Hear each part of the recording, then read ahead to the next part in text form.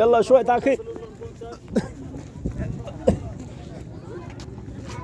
خلاص video এই সেই সেই সেই সেই সেই ভিডিও ম্যান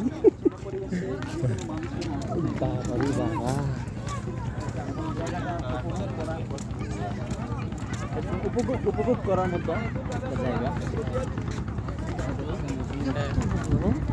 হ্যাঁ ফজলে ভাই বলেন, এদিকে আসার আপনার অনুভূতি কেমন, কেমন লাগতেছে? আসলে বলে তো এটা অনুভূতি, আমরা যারা আসছি এটা বলে আসলে বোঝানো যাবে না।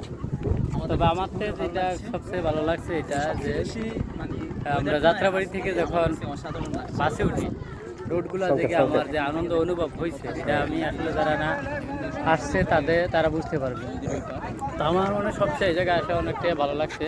তো আমার যে অনুভবটা হচ্ছে যে আমরা আসছি, তো আমাদের সাথে যা আমাদের প্রিয়জন এবং ছেলে সন্তানকে নিয়ে আসলে মনে আরো একটু ভালো লাগতো। তো আমি যারা আসবেন, আমি আমার একটা রিকোয়েস্ট, যা ফ্যামিলি বা নিজের প্রিয়জন এবং ছেলে সন্তানকে সাথে নিয়ে আসলে আমরা আনন্দটা বেশি উপভোগ করতে পারবো। হুজুর এখানে এসে আপনার অনুভবটা কি একটু বলেন? আমার অনুভূতিটা খুব অসাধারণ, খুব ভালো লাগছে। আসলে এই পদ্মা সেতুটা যখন বানানো হয়েছে তখন আমি দেশের বাইরে ছিলাম, সৌদি আরবে ছিলাম। তো একটা স্বপ্নের মতো ছিল পদ্মা সেতুটা এখন দেখবো বা ভিজিট করব। তো কাঙ্ক্ষিত সেই সময় আসলে এখন চলে আসছে, দেখতেছি, খুব অনুভব করতেছি, খুব ভালো লাগতেছে। এবং যে একটা পরিবেশ আছে, আকাশের খুব একটা মেঘ হবে এরকম একটা ভাব।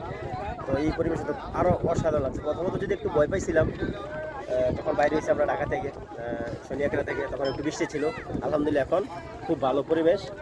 তো আশা করছি যারা আসবেন পরিবেশটা দেখে আসলে আরও অনেক ভালো লাগবে। ঠিক আছে, ভালো থাকবেন। আচ্ছা, যাত্রাবাড়ি দেখে আনো পর্যন্ত আমরা যে অনুভবটা এটা আরবি ভাষা শুক্রবারের দিন